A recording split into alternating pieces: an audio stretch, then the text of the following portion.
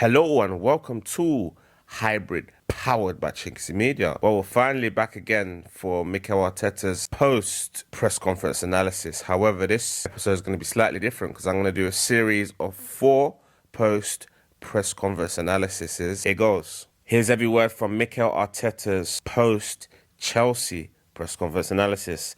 He was asked about the key moments, set pieces, David Raya's display, injury, win ugly, and more. Here's everything he had to say. On a close contest, a proper London derby, we expected that because of the quality of the opposition, because of the individual quality that they have, and because we played them 4 times already, so we know how good and difficult they are to play against. After we started the game so well, the first half was very, very dominant. I think the margin in the scoreline should have been bigger, but we were 1-0. So game on, I reminded them that we were in exactly the same position against Spurs 7 days ago in the dressing room. They said, look what happened in the second half. So we're going to do it again. But probably we're going to have to go through some difficult patches to earn the right to win the game. We certainly did that. We took the moment to score the second goal, and after the red card, we all expected a very different outcome in the last few minutes. But we didn't manage to control and dominate the scenario as well as we wanted. On top of that, Chelsea did some very good things in that period, and we needed David to win us the game. Yeah, I mean, the fact that we've played Chelsea 4 times is a bit similar and reminiscent to the fact that Man City have played Newcastle 4 or 5 times already this season. So we're well used to playing them. We haven't lost to Chelsea in at least 5 years, over 10 games now. So we've got the Indian sign over them, if you like. That game was a tough game, wasn't easy. We had most of the ball in the first half, should have been a few goals ahead, and then Chelsea score with one of their few chances. Clear-cut chances at that. However, second half, we had to dig in. We had to really be resolute. We had to show grit and determination to edge ahead, and also got a bit of luck as well to end up with the 3 points in that game. And I think looking back at that, if we end up champions, I think that would have been the key game in our title win, or one of them for sure. On having to level up our set pieces each game. Every team, to be fair, look where they are in terms of the amount of goals that they score, and they have more quality than anyone else to create. And the team and the game at the end got decided in this respect. We hadn't scored from set pieces for a few weeks now, but we scored so many in open play. Today was an option to score from this kind of situation. We've done it so well, but we conceded as well. Yes, so in other words, Mikel's saying Arsenal aren't the only team that scores from set pieces, but we're the only team that everyone talks about scoring from set pieces. It's almost like we're the only team that score from set pieces, which isn't true. Tottenham score a lot from set pieces. Bayern Munich score a lot from set pieces. Are pivotal of the game, the modern game, or the game in 2025, 2026. It's obviously been something that we've kind of built our foundations off. I'm not going to pretend we haven't, especially in tight games like this. However, bear in mind, Chelsea scored their only goal from a set piece, and had we not scored another set piece to etch ahead, we would have drawn the game from scoring a set piece and conceding one. On David Raya's performance and personality. David is one of our leaders without a doubt. He's a keeper who knows how to maintain his focus and decide a football match when you need him, because sometimes he doesn't participate at all, and then in one action you have to be there, and that's very difficult to do. And the save that he made in the last action, it's a cross, not a shot, but it ended up being an unbelievable shot. I got the right angle and my heart almost stopped, and David's hand was there to get back to life. Yeah, but David Raya's reflexes are out of this world, probably the best in the game right now, just as he is one of the best goalkeepers in the game right now, in the league right now. Top 3 keepers in the league for sure. Obviously, some people say Thibaut Courtois is the best goalkeeper in the world. Some people say Alisson is. Some people say Gianluigi Donnarumma is. Depends who you ask. But one thing for sure, David Raya's amongst those high echelon of goalkeepers, and I believe he's in the top 5, 6, 7 goalkeepers in the world without a shadow of a doubt, and that's despite him being Spain's number 2 for some bizarre reason. On whether Raya suffered an injury at the end, I don't know what happened in that action. He had some niggles this week, so I don't know if it's related to that, but overall, very happy. On a challenge of controlling emotions, that's what we have to do. Train. Gaining context in those scenarios is becoming really difficult because we don't have time to train. And to replicate those moments is almost impossible because the emotional part is not there. And the quality of the opponent, you cannot do it basically. But it's certainly something that we'll discuss because we have to improve it and do better. But at the same time, you have to give credit to Chelsea for the manner in which they've done it. The way they use the keeper as an extra player, the courage that they show, how they get out from tight situations, it's unbelievable. Any player, Lavia, Caicedo, Cole, there aren't many players that can do that and cause you the problem and turn you around. Yeah, I mean, considering the amount of money Chelsea spent, you'd like to think that they have 2 or 3 good players. And to be fair, they've got 5 or 6 top players. So obviously they're going to cause you some problems, especially considering the fact that they're dubbed the world champions. So the question is, if we've beaten the world champions 3 times, what does that make us? On whether Mikel has a black eye, I'm very good. Thank you. I'm going to give you a hug now. Thank you for checking on me. I'm very good. Mikel is being facetious there. And the manner of the win. I'm trying to stay calm, but obviously we weren't getting the dominance and the sequences of play that we wanted and expected against the 10 men. So you have to navigate through that. And it's a big part of the game. When you see the manner in which other teams are winning games, everybody's suffering. The manner and the margins are so small. So it's good. Okay, when he says other teams, he's clearly referring to Manchester City in terms of the way they're grinding out wins in recent weeks. And it's not necessarily by the 4, 5, 6 goal margins that we've become accustomed to in recent years. On any fitness problems ahead of the next match, I don't know. Declan has to be substituted, so he's going to have to get checked and see if he's available for the next match. Unfortunately, and the rest, hopefully, okay. But we don't know. I'm sure Declan's all right. He played last season, you know, mostly through injury. Had injections to get him through games. So I'm sure Declan Rice will want to play the next one. Got no doubts about that. On maintaining a consistent X1. We haven't done it. We're going to have to make changes and give opportunities to everybody to be fresh. Okay. Yeah, but we do know that Mikel has a certain kind of 12 or 13 players who uses for the league. And then the same for the 2 cups, whether it be the FA Cup or the Champions League. It tends to be a rotated lineup. And up until this point, it's fared well for us. On facing ugly games for the rest of the season, it's not ugly. You have to play the game that is there for you to play. And against Chelsea, you know exactly the game that you're going to play. For me, it's a beautiful game to play because they have so much quality and you have to adapt so much to what they do and they have to do the same against us. So the margins are very, very small and the duels at the end decide these kind of games. Hopefully we can play many top games like this. So essentially, Mikel's saying what I've alluded to most of the season, which is the fact that the reason why the games are so-called ugly is because the opponent is forcing us into that type of game. We've got many ways to unlock a door, many ways to skin a cat, courses for courses. So if the game entails us having to grind out a win, then so be it. But at the end of the day, it's about the 3 points. Hello and welcome to Hybrid, powered by chinkseyMEDIA. We're back again for every word from Mikel Arteta's post-Brighton presser. Mikel Arteta had plenty to smile about after we recorded a huge win over Brighton to extend our lead at the top of the table. After the game, the boss was asked in his post-match press conference about the win, the performance, and the impact our supporters made, and more. Here's everything he had to say. On a hard-fought victory, it's a huge win. We knew how tough it was going to be. We're coming back from a very difficult game with a lot of intensity, with players really going through the line in every game with difficulties, not able to train, and to come here and get the result that we got.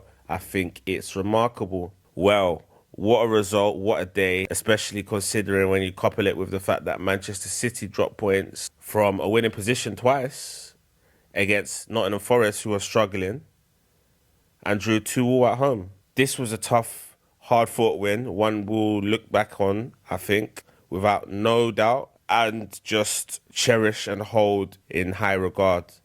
It was a hard-fought victory, 1-0, scored an early goal, and we managed to ride it out. But the most important thing is we got the win, not how we got it, especially for this one. On the Arsenal supporters' impact, unbelievable from the first minute. I just mentioned it, the energy that they brought, the passion, the positivity to the team, it was amazing. Many moments we thought that we were playing very close with them, and that was very helpful. Away fans have been amazing, especially in recent seasons, not only this one, especially in big games at home, they always turn up, but they're helping us get over the line in hard-fought close encounters such as Brighton, Hove, Albion away. And Brighton have been known for scuppering our title hopes in recent years, so it was good to get our third win against Brighton this season. On Fabian Hertzler's post-match comments, what a surprise. You can just go back to the previous games and you'll find a lot of comments. I love my players. That's the highlight. I love my players. We love our players. And I love the way that we compete. Ooh, I think this is the first kind of clear sign that Mikel isn't a manager's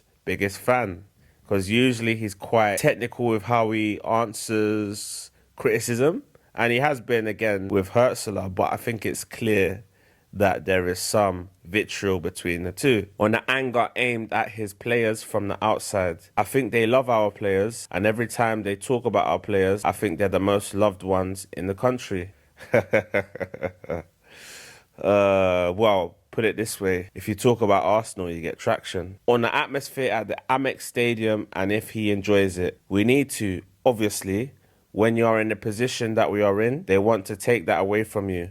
That's normal. That's sport. We need to take that with normality and we need to confront it in the right way. Absolutely. Yeah, obviously, I just think it's important for the fans to remain behind the team. Things might not always be in our favour. Like, for instance, the Wolves game was a rare low for the season, because in general, we've had a fantastic season. Been a great ride, but hopefully many rides to come. On the short turnaround between games, it is the league. I mean, when you look at the amount of minutes that players have played in comparison to last season, they are already much higher than last season. That's the schedule. The normality that we have now in the competition that we are in, we have to accept it. But the level of energy and desire that they put, it's phenomenal. Yeah, it's become apparent that actually Martin Zubimendi has the most distance of any player in the league, which is a remarkable stat. Virtually every minute of every league game. You've got David Raya there, and Bukayo Saka's playing a lot of football. So when you add to that people like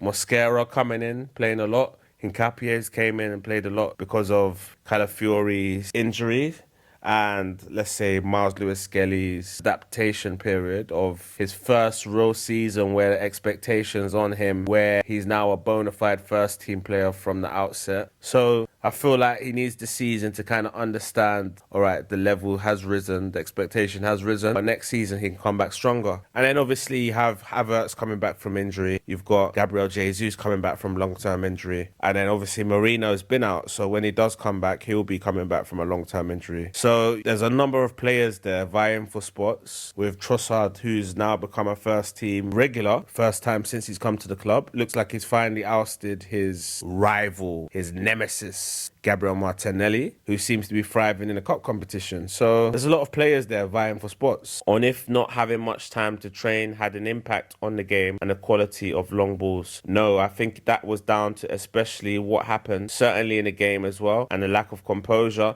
that we had in certain moments. Probably our heart rate is a little bit too high in certain moments because we are trying to recover as well. So obviously that's not the intention, but the players at the end have to make the decision. If they believe that throughout certain moments they have to do that, they have to do it. I like the way the reporter tried to antagonize Mikel Arteta by mentioning long balls. The ball is in the air.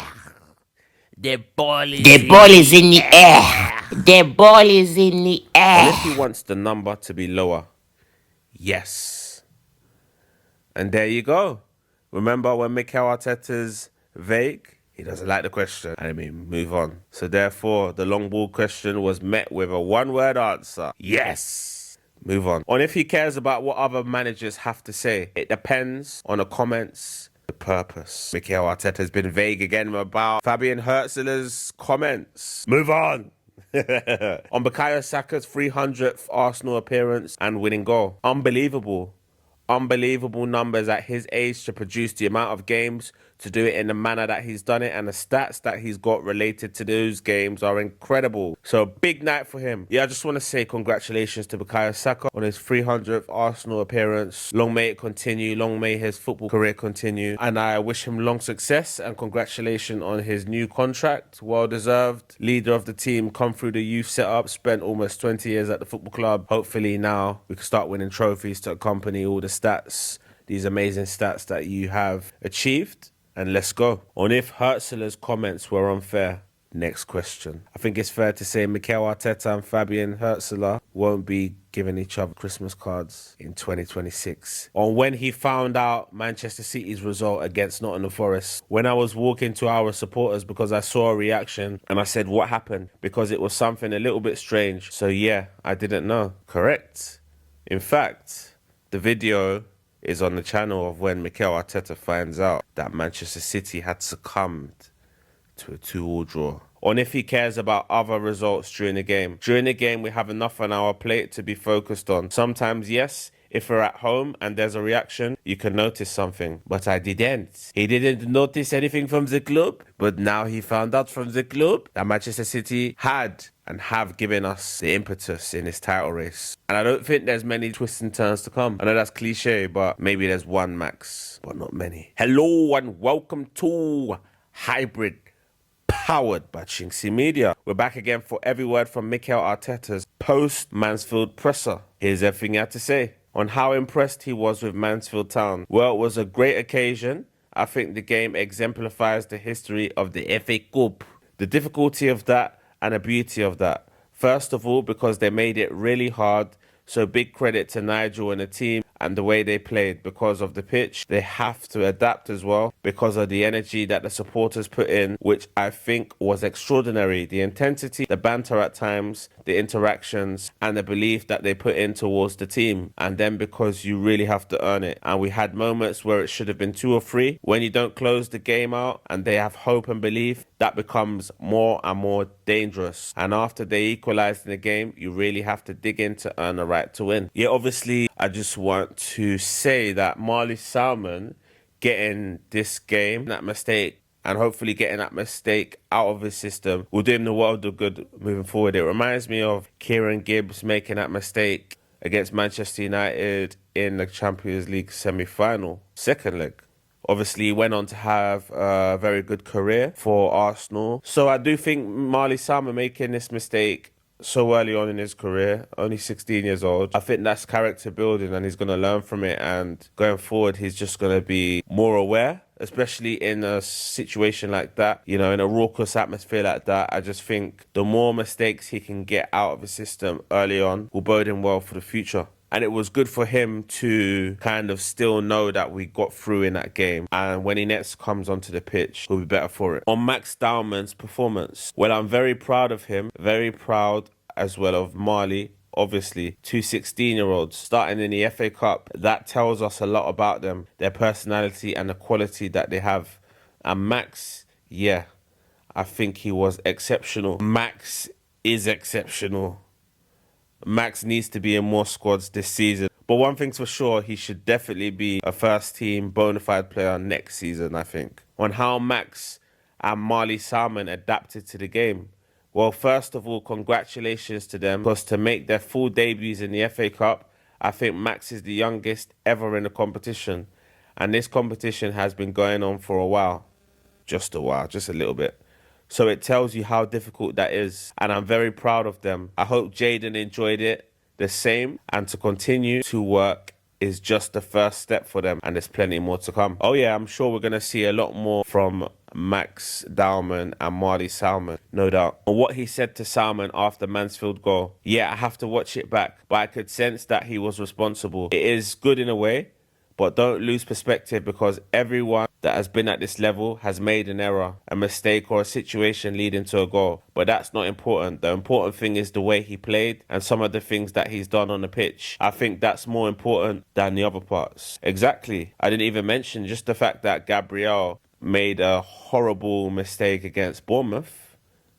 Just earlier in the season is a good example to use, because Gabriel, for me, is the best centre-back in the world. And if he's making mistakes, shows that anyone can. On playing a back three for the first time in 4.5 years, the players that are available, and if we want to manage the load and certain issues that we had in the team, we have to adapt to that. And sometimes it's not ideal when you have a day to prepare. But as well, it was a challenge for all of us to see how we could adapt to that, which I expected were very difficult circumstances. Well, put it this way, Mikel rectified that mistake very quickly when he brought on Piero. On how Max's ball control was on the pitch. Yes, and quality, because when the ball is bouncing all over the place and you have people in your back, the way he handles time and space and the touches he takes, it's just incredible, especially at the speed that he delivers those actions. And that tells you the talent that we have. I mean, I could wax lyrical about Max Stallman all day. So I'm not surprised at anything he does, to be fair. On Leandro Trossard and Ricardo Calafiori both coming off. Both of them, they had little niggles. They weren't comfortable to continue.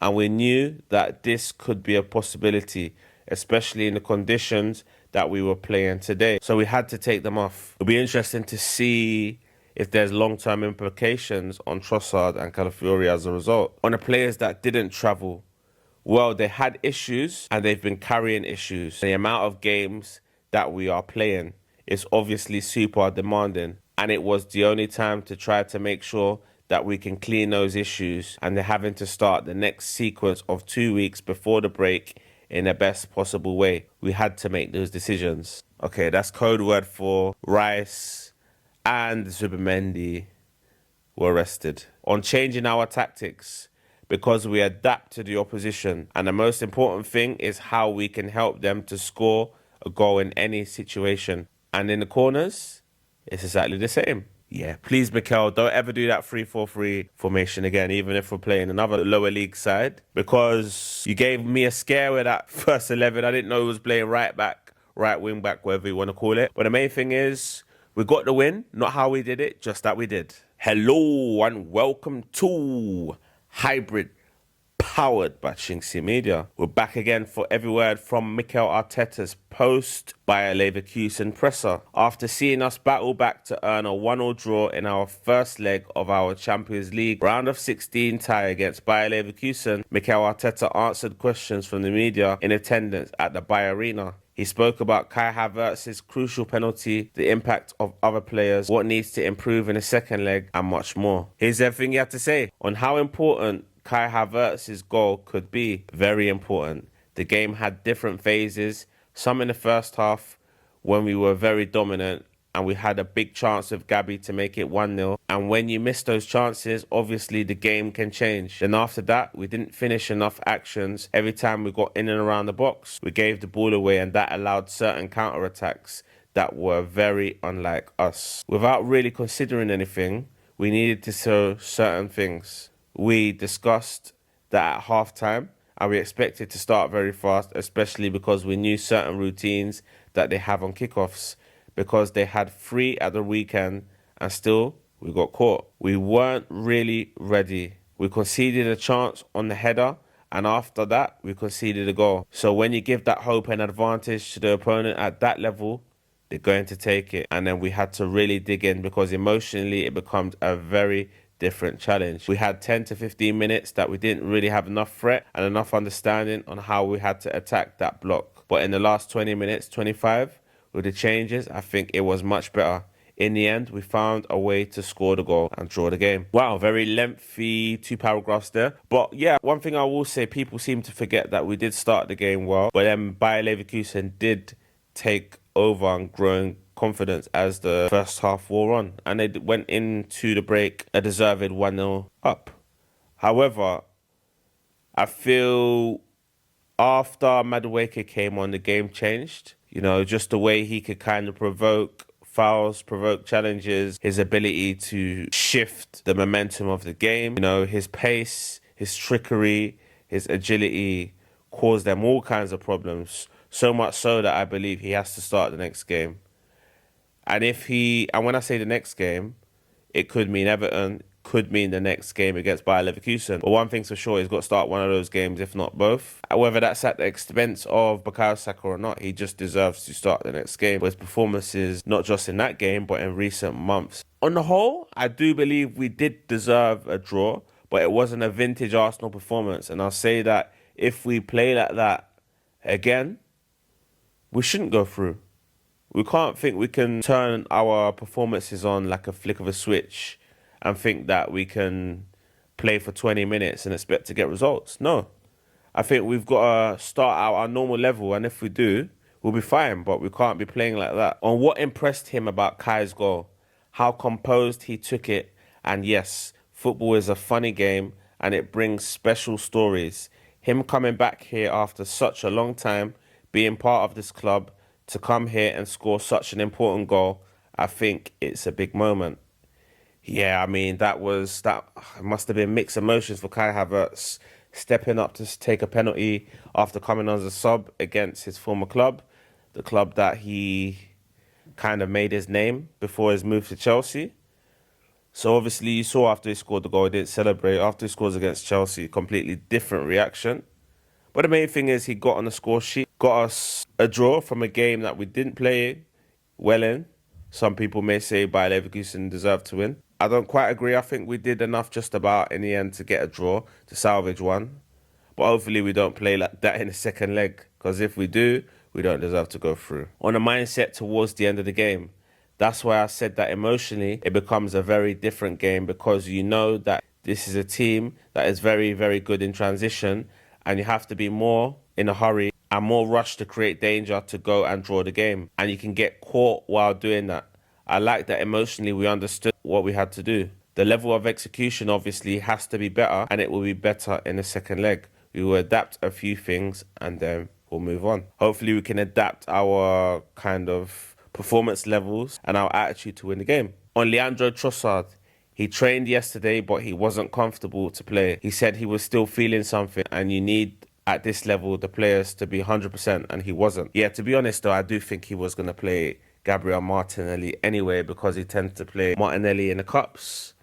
And also Martinelli played on the weekend against Mansfield Town. So obviously I expect Trossard to come in against Everton, injury permitting that is. On why he took Bukayo Saka off, I thought we needed something else, and Noni has been contributing and being a real threat, so I decided to make the change. Yeah, he tried to trick Arteta into saying Saka wasn't playing well, but Arteta's not going to do that. And yeah, obviously Noni and Saka are two completely different types of wingers. So if one type isn't working for that particular game, the other type should work and help to pick the locks of the opposition.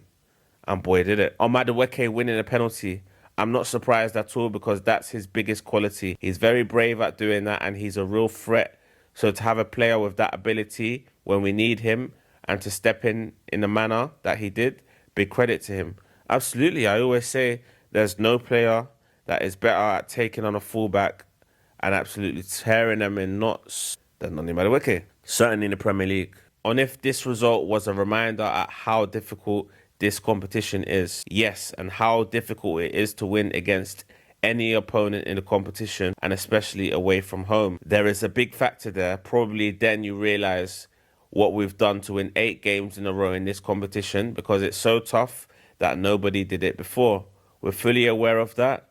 We knew the importance of the game and the difficulty of the opponent, and now we need to finish it in London.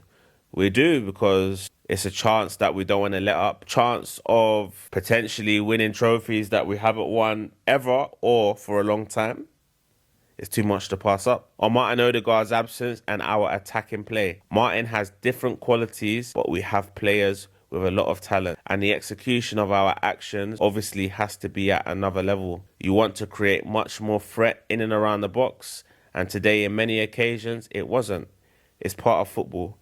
You have to react after that, and especially since I think that we did after regaining the ball, there wasn't too much space to turn us and make us run backwards, and that's certainly something to improve. It's an interesting one with Martin Odegaard with regards to his fitness, because I do recall Mikel saying he'll be back in days, and that's something he did say about William Saliba a few months ago, but hopefully we can get the captain back and in contention to play football matches, because we're going to need him towards the championship months of the season. On the plan for the second leg, we will look at the things that we have to improve, the situations that we can create, and try to be especially much more efficient in a lot of simple things that we didn't do against them in the first leg. Well, we're going to have to definitely improve the intensity to improve the level of our performance at that, and probably the attitude as well. I think if we can improve at least two of those things, I think we should be booking our place in the quarterfinal. And if he was disappointed with the way we defended at the corner for Leverkusen's goal, there are always two sides to that. One is the element of the opponent, that they picked that weakness and that lack of attention or urgency in both situations. And the other one is us, because we knew we showed them 3 clips from last weekend in 3 different ways and we weren't ready for it and got caught. Yeah, it just goes to show that players are human, and that as much as you can prepare for something that's going to happen, tell someone or the players that something's going to happen, they still succumb to mistakes. But hopefully we can learn from it